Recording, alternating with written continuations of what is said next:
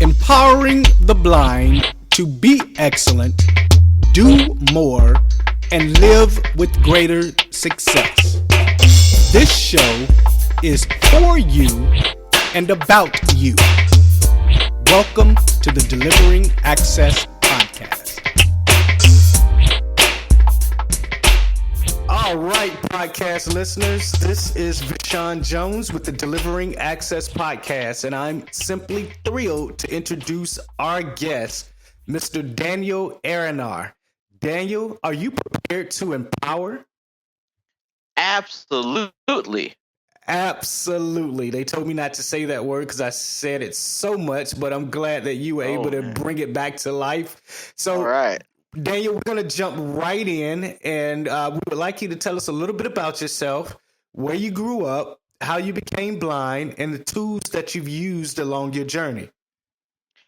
All right. Sounds great. Well, first of all, my name is Daniel Aronoff.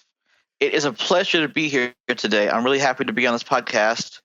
I was born and raised here in New York City, Manhattan to be specific. New York City?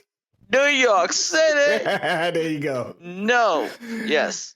Now, I know there are a lot of people, especially tourists, will come here and say, oh, it's so loud, it's so crowded, people there are rude.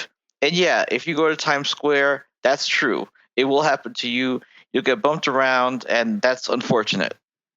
But, the place where I grew up is like a lot of cities, a lot of cities that they have neighborhoods. And that's where I was. I was in a great neighborhood, and people knew me. I knew them. I was able to go into shops and delis and local businesses, and everyone's, hey, Daniel, this and that.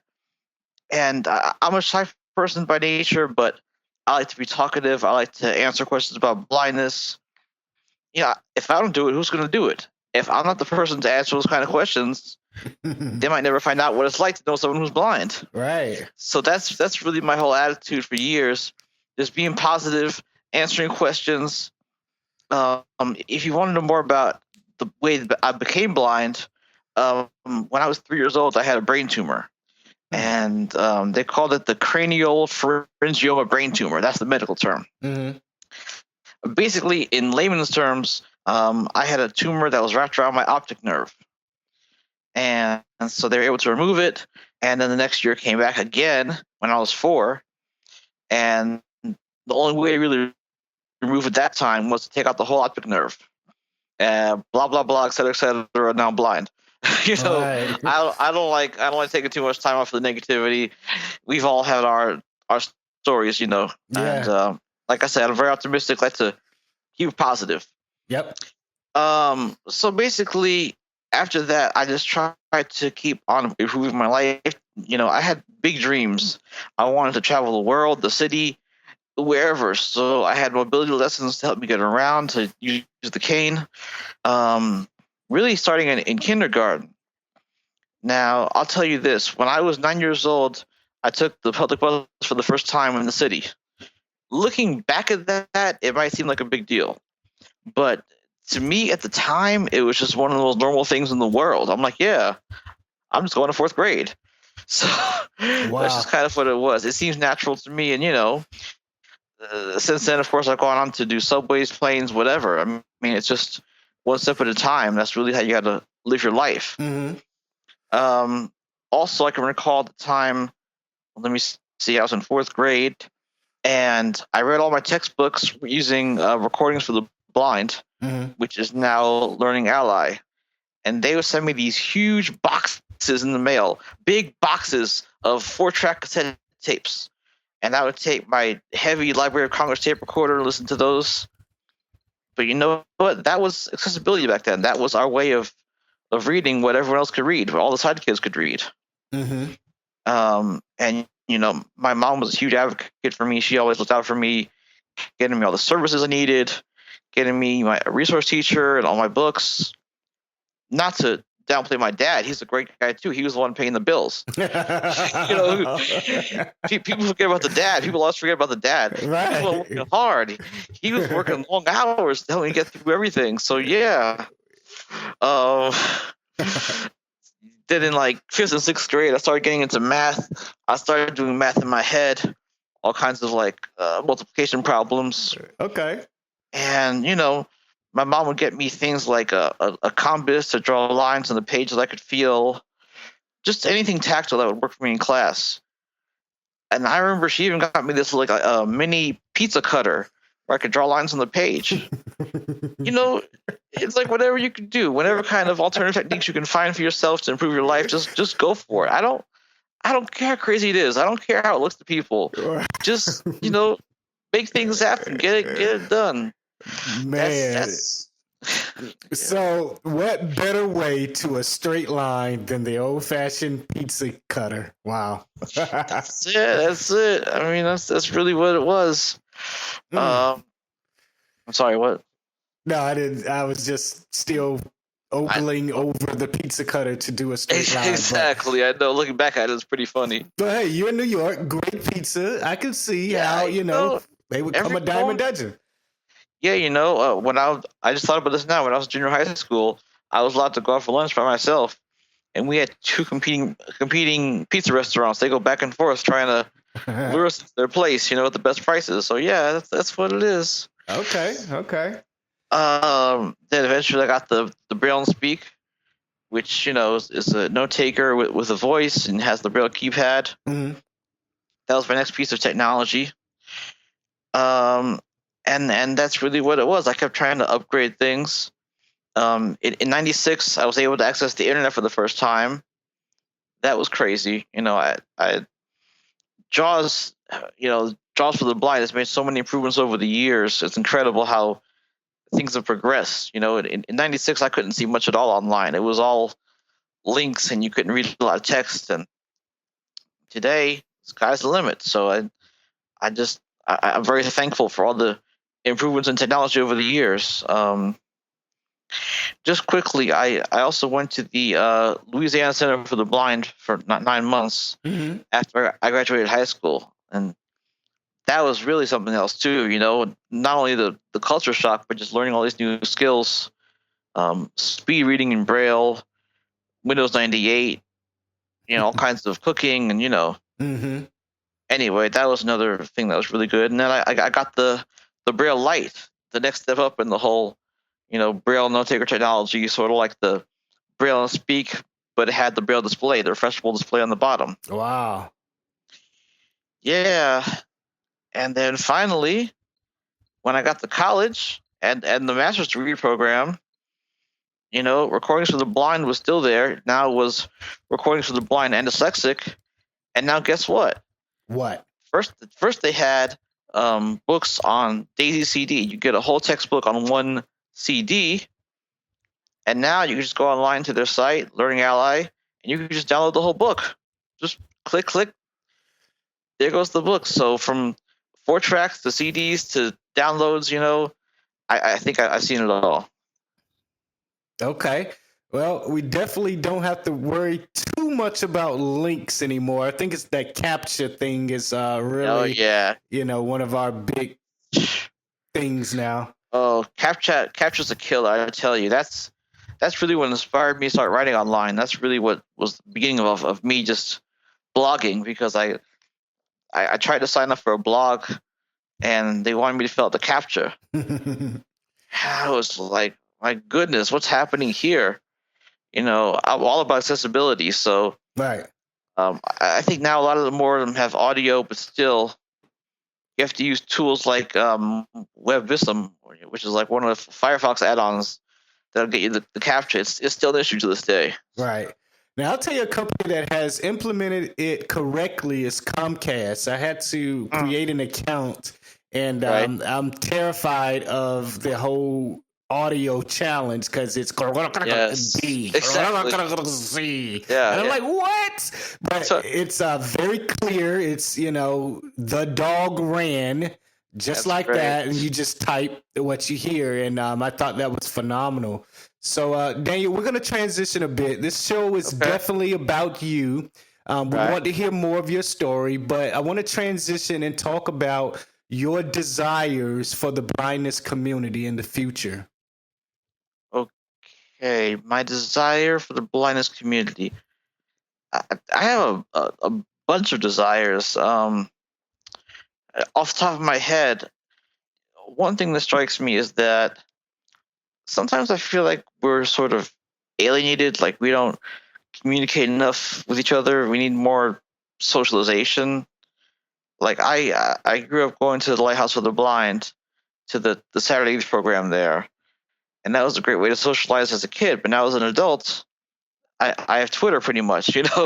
Twitter is my only way of doing that, and I think it's great. But I would like for people to be able to talk and network a little more. I also have a desire to see more role models in the blindness community, and I know this is an ongoing debate, but I'm honestly just I'm tired of going into stores like supermarkets and people saying to me, Daniel, you're the nicest blind person I ever met. And I'm like, I've known you for 5 minutes. Right. How am I possibly the nicest blind person you ever met? Yeah, of course I'm nice, but you don't know me like that. You don't know me personally. Right.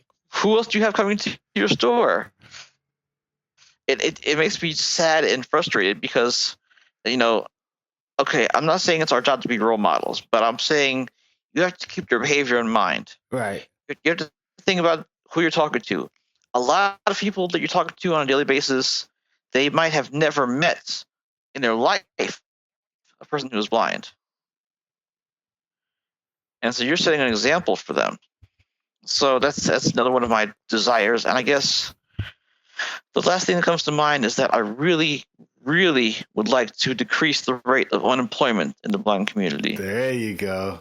Yeah, it's as I'm sure you know, it's really hard, especially if you're blind. I mean, people say it's like 60 to 75%. Everyone has their own rate. It's so hard to get past that barrier. You finally get your interview. You're with the employer, and the employer doesn't want to say certain things to you because it's the ADA, mm-hmm. the Americans with Disabilities Act. It's on you to convince the employer you can do the same job, but unless they really tell you what's on their mind, how do you do that? You're not a mind reader, right? So, and there's so many stereotypes out there about people who are blind. One of them being a lot of people who are blind just like to sit at home and collect their money, their Social Security money, and don't work. Social insecurity is what I call it. Social insecurity. Good call on that one. Yeah. And you know what? I'm sorry. I graduated my master's degree program almost 2 years ago now. And one day I realized, wait a minute, I don't want to be that guy. I still don't want to be that guy sitting at home.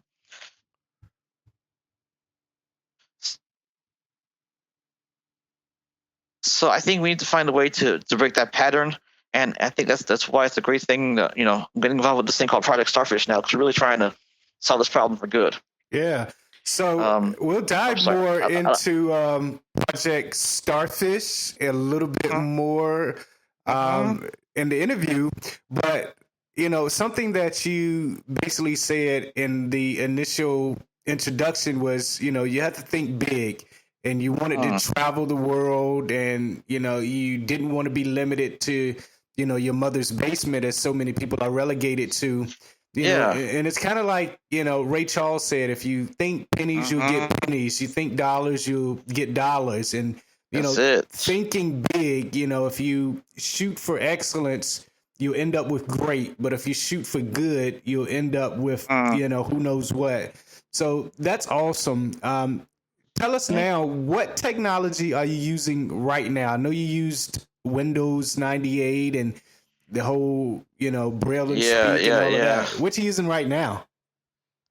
Okay, a bunch of stuff, I guess. I'm using either Victor Stream or a PlexTalk Pocket for reading, books, either from NLS, Learning Ally, whatever, it's audible.com, Bookshare. Mm-hmm. Those are two really good players. Of course, JAWS for Windows I've used for so many years. I'm using the Braille Sense Plus, which is sort of in the same line as the Braille Speak and the Braille Lite. But this is, the updated 22nd century kind of thing.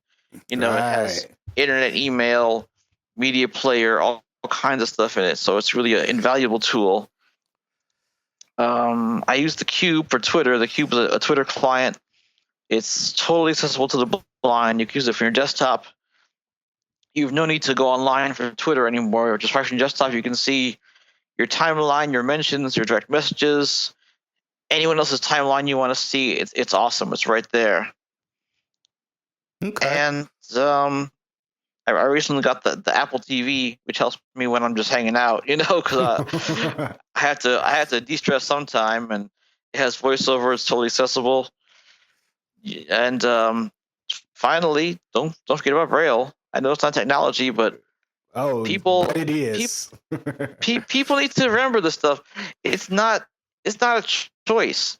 It's not audio or Braille. It's not technology or Braille. You can do it all. You can encompass all these different medias into your life. Yeah, find and solutions, not either or solutions. I can use a cane and a guide dog.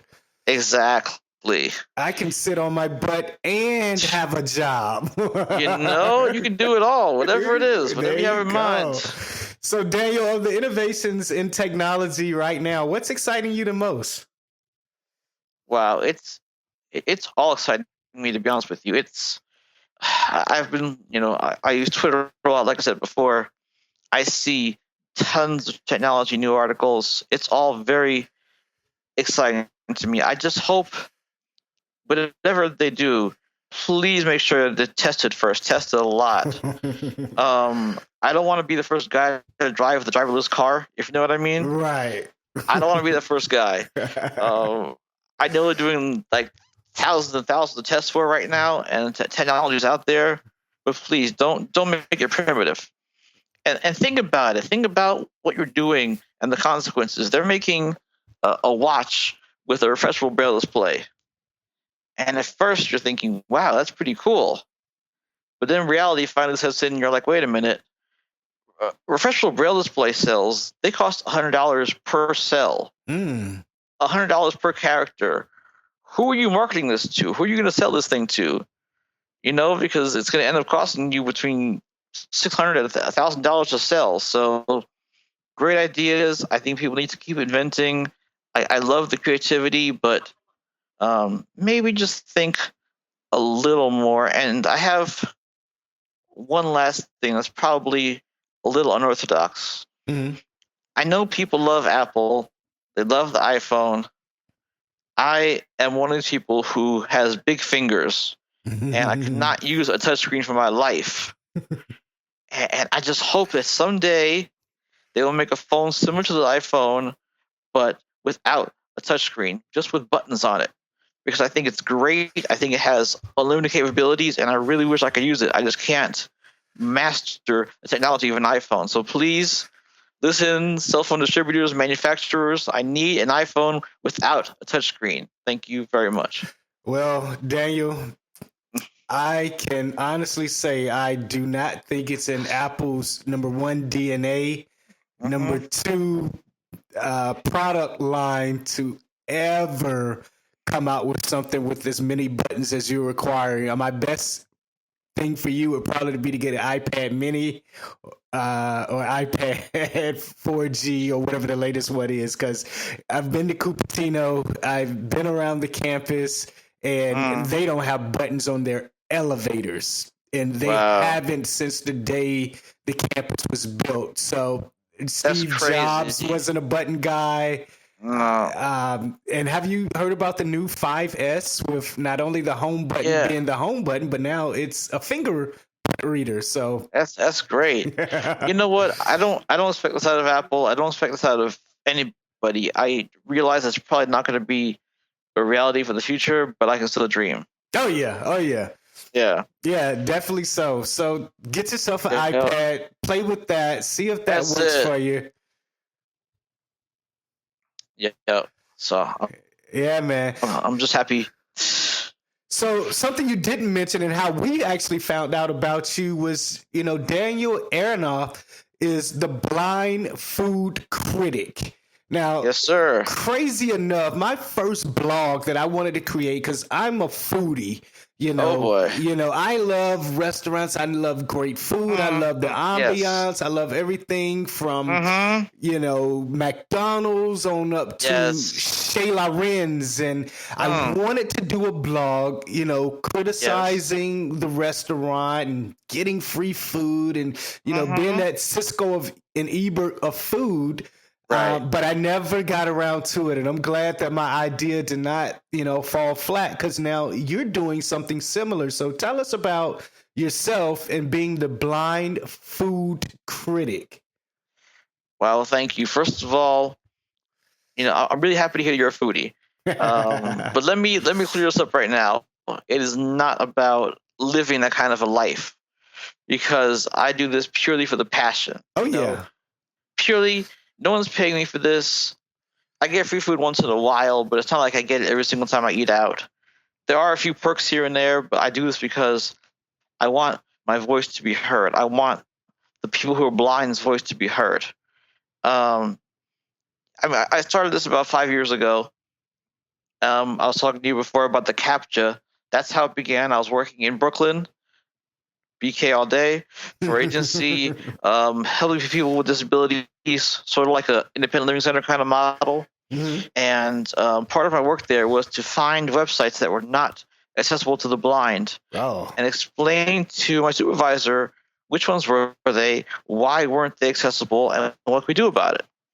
So that's why I happened upon this website of another agency for people with disabilities. They had their own blog and it said create your own blog. There's a link for that. Signed up, couldn't sign up. Enter the words of the text into the enter the words of the picture into the box. So again, this all started from the CAPTCHA. I started a blog where I just kind of ranted, the stereotypical blogger. They're always yelling about something. I went to the movie theater today to watch a movie with described video service, and the headphones are broken. Or the headphones are for someone using closed caption, or whatever. Or the Yankees are horrible this year. Why are they so bad? Different rants. Yeah. In 2009, again, we went to talk about pizza before. I'm a huge fan of the Zagat Restaurant Guide. Every year they have the ratings for restaurants. Oh, yeah. And they crown the new king for pizzerias in New York City. Yeah, man. This place called Lucali is out in Brooklyn. So it was a snowy January day. I went out there with a friend of mine, and it was awesome. It was just really phenomenal pizza. I came back, and I figured, hey, I'm going to write a review for my site. I did it, and you know what? It was imported into Facebook, and people on Facebook were just kind of, raving about it, saying good things. And one thing led to another. I'm not going to bore you, but that's how this happened. I wrote more and more reviews. Eventually, I got my own domain, which is blindtastetest.net. I got my own YouTube channel this year, youtube.com/The Blind Food Critic. Actually, I went to Spain this year. I went to the Basque Country in northern Spain, town called San Sebastian. Incredible food, really nice people, a whole different lifestyle. So I took some videos out there. I wrote about my experiences there, and you know what? It's been a crazy ride. I can imagine. And Daniel, with you being in New York, a place that myself and my fiance would love to go to. I'm through there all the time, going to Philly and Maryland. So I'm always right there in that area. Then with the food, and then with you loving to travel, I can see us being great buds. So look out for a call saying, hey, I'm coming down. We're coming down. Actually, you know what? I'm going to say this right now. I know people say this out of kindness or courtesy, but I'm serious. You let me know. You let me know when you're here. I will show you around. We will have a good time. We'll hang out. I'm that kind of guy. Yeah, that's why when you go into the stores, they say you're the coolest blind guy that I've ever met. Cause seriously, that's what they do. But you got to know me on a personal level. Talk to me a little bit more. All right. Well, So please, give me a call or tweet, whatever. We'll make this happen. Absolutely, man. So Definitely. You know, we talked a little bit about that. Now, do you have a rating scale for the restaurants or the food, or, you know, just how do you go about, you know, this new restaurant experience? What are you looking for? What do you do? How do you rate it? What's your thoughts? All right. Well, I'll put it out there. First of all, I'm a harsh rater. That's just how I am. Okay. I don't give anyone 5 stars. 5 stars is the highest I give out, and that doesn't happen. And sometimes I actually have to look back at what I wrote before. Well, I gave this one 4.25, but it's better than this one, so maybe I should bump it up a little bit. The truth be told, I don't have a firm rating system. I'll do it out of 5. But really, the point of my whole site is a sensory experience. I'm coming to you from a sensory perspective because I get tired of reading these reviews from food critics. Oh, look at the decor. Look at the palm trees. Look at the way they plated this dish with the greens and the reds and the yellows. I'm sorry, get to the food. Where's the food here? So what I want to give to you is a sensory experience where you picture yourself there. You can smell it. You can taste the food. You can just feel the ambiance. That's what I want to really communicate to the readers. And that's really what I'm all about. Okay. So you go into this new restaurant and you say no one really gets a 5-star rating. What would need to be there to even be considered for just your highest rating right now? Again, this is hypothetically speaking, but it has to be like a transporting experience, which is hard to explain. Transporting, it takes you somewhere else. It really is about so much more than the food. Or it just dominates everything else in the category, A few weeks ago, I went to this place, Buttermilk Channel in Brooklyn, and I went there just for some fried chicken because that's what everyone talks about there. It's not a fried chicken restaurant; it's a regular American restaurant, but that's what everyone talks about. And I'm sitting there, and I'm like, let me compare this to my top 3 or top 4. Okay. And let me see, is this really better than the other fried chicken I have on my list? If it is, then who knows? Maybe you'll get 5 stars. But that's really it. You have to sort of keep these lists in your head.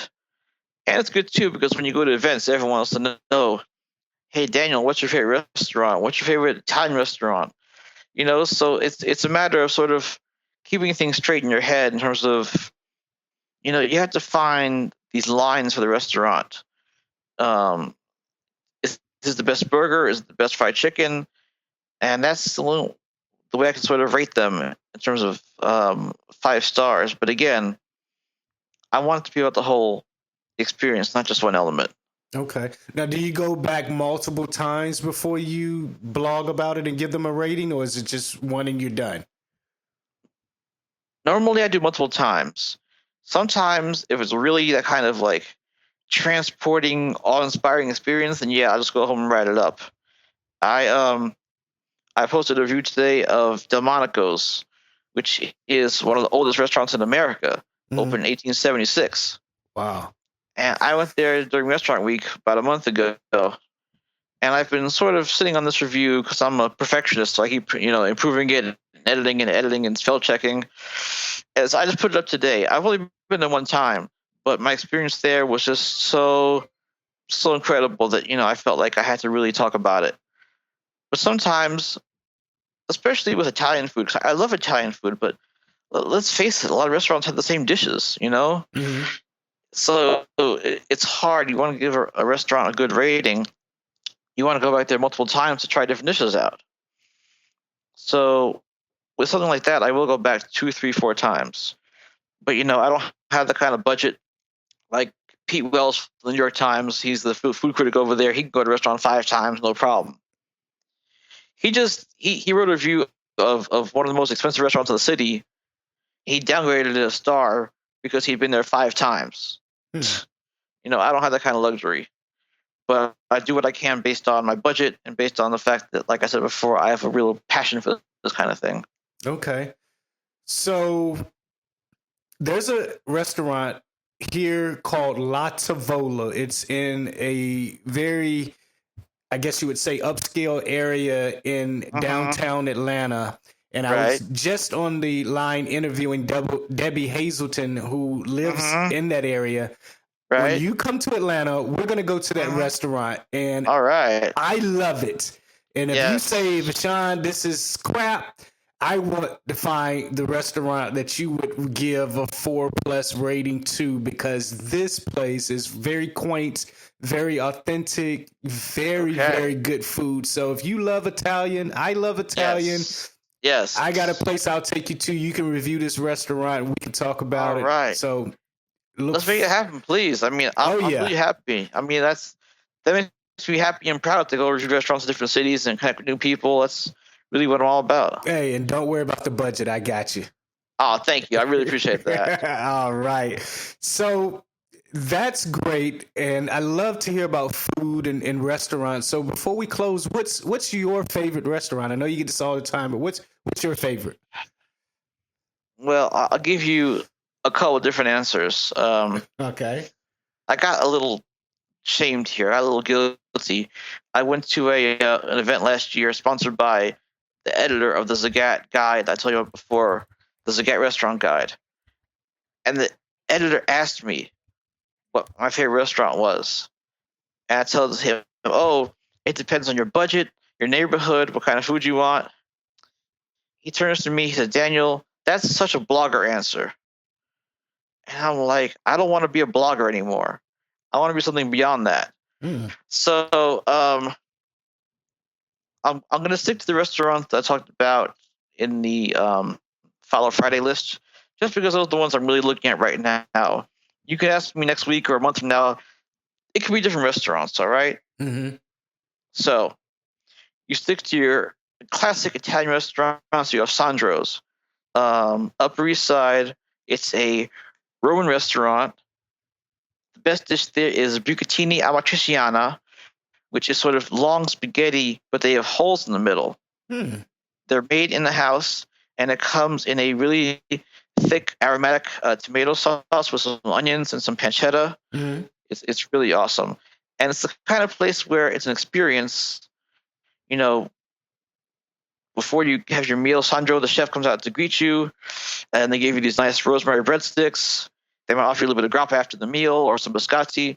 You know, it's not just you go there and you have one dish. It's a whole night. It's a whole experience. So I like that a lot. Wow. Yeah. For hamburgers, my new place is Harlem Shake, uptown on 124th and Lenox. Harlem Shake, I got to go there the first week it was open to interview the owner, but that's not why I like it so much. I just think that the whole vibe there is great. A lot of soul music, really friendly people. The hamburgers there are from Pat LaFrida, who's the biggest butcher in town. He does a lot of the meat for the big restaurants here. They're really well seasoned. I think Harlem Shake is trying to have a competition with Shake Shack, which is a big, a franchise here. Mm-hmm. I don't know if you're familiar with them or not, but it's a little mini franchise of burger places. But they are superior. The fries there are really good. They have shakes with this brand called Blue Marble. They get it from Brooklyn. So it's just a really good time when you go up there. And finally, Little Owl. Little Owl is a tiny, tiny restaurant on Bedford Street in the West Village. It's about 30 seats. I first found out about it because I was really obsessed about hamburgers for a good year and a half, 2 years. And they make what I consider to be the best burger in the city. It's Gus's Bacon Cheddar Burger. Now, it's, again, Pat LaFrida, a different blend of beef, aged cheddar, maple cured bacon. They make their own. They make their own bun in house. Triple cooked French fries. Oh, that's enough. Enough. All right, thank you. But I know. I said it before. I'm sorry, it's too early. But no, they have other great dishes. I've been there 3 or 4 times again, and for dinner there's so many great selections. It's very intimate. So Sandro's, Harlem Shake, Little Owl, those are my favorites right now. All right. Well, like I said, I'm definitely coming up. Last time I said down. I make that mistake all the time, but I'm definitely coming up, and I'll sounds good. Definitely have you here. We'll go to La Tavola, eat some Italian. But what's amazing is you can definitely see and feel your passion in what you do. Not only do you know the food You Yes. know the movers and shakers, you know the competition, you know the people who do the magazines. You know, You have to. you have to know your craft in Exactly. order to, you know, really get someone else on board of following you and Right. feeling you. So that's amazing. Now, you mentioned Thank you. Project Starfish, and Right. tell us a little bit about that, because that's another one of your passions, and take us down into the ground level of Project Starfish. Okay, ground level. Let's do this. I was talking to you before about unemployment among the blind, and that's bothered me for years and years and years. I've gone to, conventions and meetings of NFB, ACB, all the big blindness organizations. Everyone talks about it. It's time to actually do something about that. Project Starfish it's really a startup. I mean, they've only been around for a little while, and I've been working with them for a short time now. Basically, the goal is to find employment for people who are blind. Now, easier said than done, of course. I understand that. Here's what it is. Okay, it's a platform. So when you become part of the project, they hire you as a management consultant. So my title with them right now is management consultant of social media and creative writing. And everyone plays a part. It's called a shared service. So right now there are about 10 consultants. Let's say you have a new business. I don't care what it is, fast food, fashion, whatever. They have multiple needs. If they want to increase their sales, you have to develop a social media strategy for them, a new website, sales techniques, better customer service. Each person in the group will help to get those things done, and at a fraction of the cost, because they don't have to hire 10 separate individuals to get it done for them. And in that way, you can sort of develop this caseload of different businesses that you work for, doing different services for each business. And that's good for your resume. It's good for your skill sets, your experience, because that was a major problem that I found. I graduated. I had my master's degree in social work. I got my license, and I couldn't get a job because I have no experience after the master's degree. Everyone wants experience, especially with the job market the way it is. The employers want more and more experience. Well, guess what? If you join Project Starfish, you get the experience, you get the skills, and I just think it's really innovative. It's thinking outside of the box square. So that's basically my new project. And Daniel, that definitely resonates with me. My biggest passion is employment for the blind. My best friend said if a blind person had $1,000 extra in their pocket, they'll walk different. And I truly, truly believe that, as a person who went from making a very large income to making a Yes. super huge income, doing what I love to do, something that I'm passionate about, thinking Right. outside of the box squared, not Exactly. just how can we get these poor blind people jobs, but, how can we create an income or help them create an income for themselves that is meaningful, purposeful, and profitable. So I would love to connect with Project Starfish, and my biggest goal is to start a virtual call center where the technology is accessible. The individuals are at home working like anyone else. I mean, Marriott has done it. The Hilton has done it.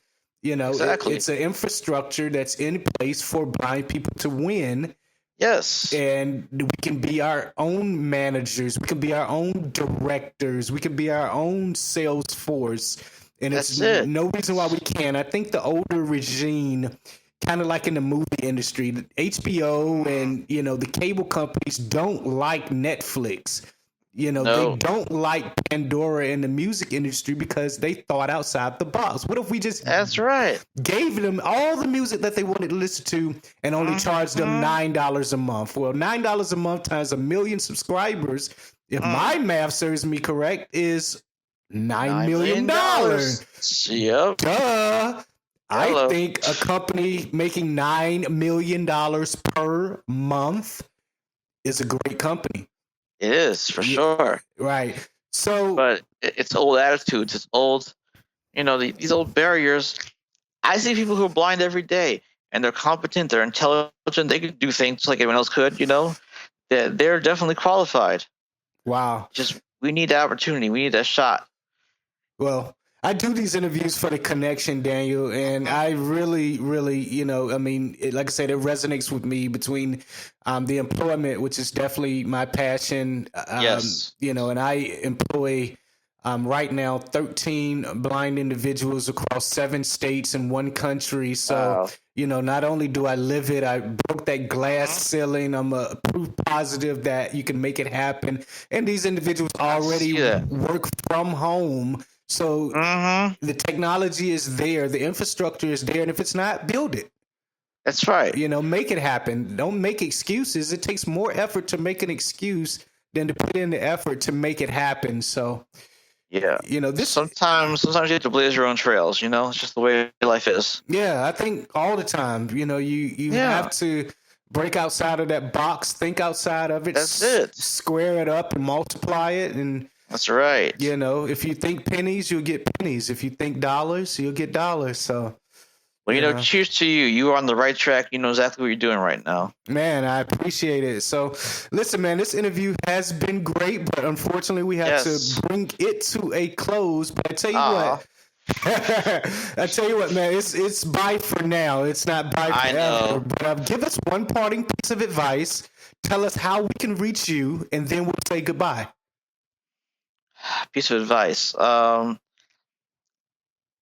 just, don't be good, be great. Sky's the limit. Just keep on doing the best you can.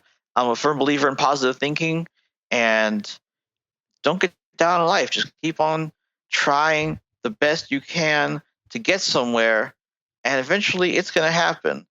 And if you need advice, I'm here. I'm on Twitter at blindblog, Blind Food Critic at gmail.com. The website is blindtastetest.net, and the site is youtube.com/the Blind Food Critic. This might sound like promotion to you, but I am 1,000% real and honest. If you want to talk to me, if you need advice, I'm here. All right. Well, I'm definitely going to need some advice on the restaurants that you're going to take us to when we come to New York. And I'm going to need advice on where to stay when I'm in New York, because I'm a little... I'll do what I can. I'm a little fearful of New York. I don't like to be pushed around, That might be, a little fight in Times Square, but, we'll make it through it. We're gonna keep you in a nice neighborhood. We're going to keep you out of the Times Square and, Penn Station section. All right, man. So, listen, I'd like to give thanks to Aaron Linkson, our podcast producer and sound engineer. Daniel, the Blind Food Critic, our honored guest for today. If you guys like what you hear, please give us a 5-star rating in iTunes. And we'll say goodbye for now. Thanks very much. Absolutely, man. In my traditional closing, if you think you can, or if you think you can't, you are right. Think pennies, get pennies. Think dollars, get dollars. See you on the other side. This has been a Yucca Music Group production. Website 81x.com/Yucca/X. The Yucca Music Group can be reached at 678-608-8969. All rights reserved.